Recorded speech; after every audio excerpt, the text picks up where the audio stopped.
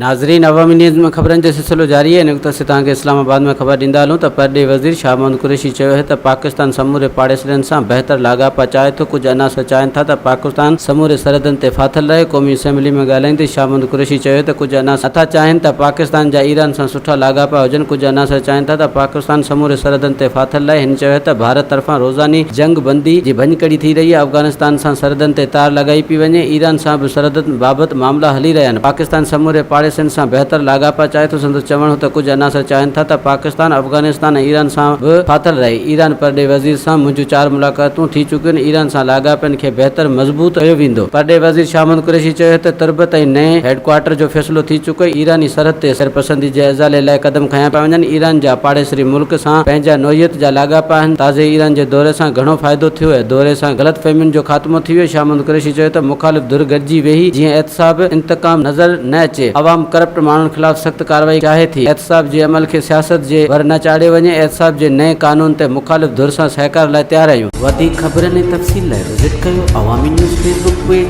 YouTube page ऐं अवामी news website.